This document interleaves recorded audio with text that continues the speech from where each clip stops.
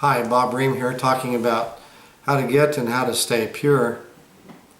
It's interesting that one of the aspects in this struggle or battle for purity is that at various times I know others have been in what I call the pit. It's like the TV commercial, "Help, I've fallen and I can't get up."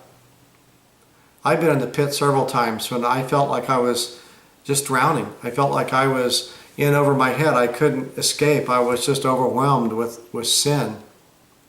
Psalms 40 accurately and adequately describes some of the feelings and impressions that I've had in this. It says, "I waited patiently for the Lord, and He inclined to me and heard my cry. He drew me up from the desolate pit." This is where I'm talking about, from the desolate pit, out of the miry bog. "He set my feet upon a rock, making my steps secure.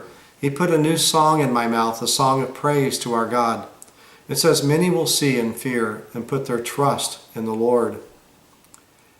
When you're in a pit like that, I like to think of quicksand.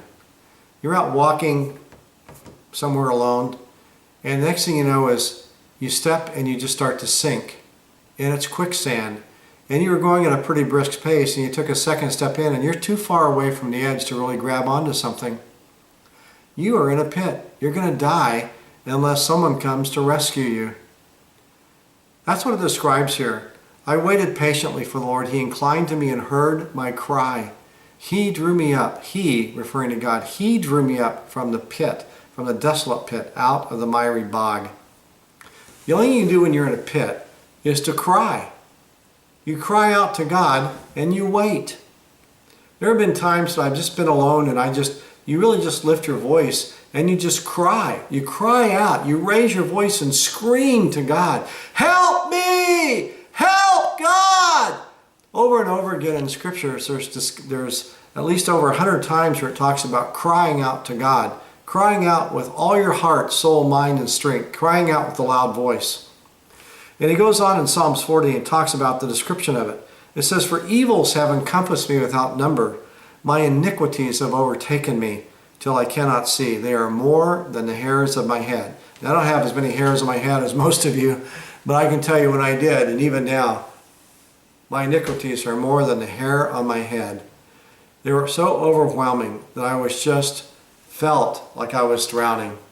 And it could be that that's your situation, that you feel like you are helpless and that you are hopeless, and all you can do is cry. If that's all you can do, then do that, and do it wholeheartedly. Cry out to God. In Psalms 62, verse 7, it says, "On God rests my deliverance and my honor. My mighty rock, my refuge is God." There are times in life that I've experienced that God had to step in and just simply deliver me. And over and again in scriptures, if you just look at the word deliverance or deliver, you see it throughout the Psalms. David was outgunned, outmanned, or the children of Israel were outmanned with armies surrounding their cities, and God reached down from on high and delivered them. God can and wants to deliver you. Cry out to Him and ask for deliverance. Cry out to Him and ask that He would change your mindset, that He would open the eyes, take the blinders off of your eyes, that He would lift the demonic siege that may be on you, but pray for deliverance. God will deliver.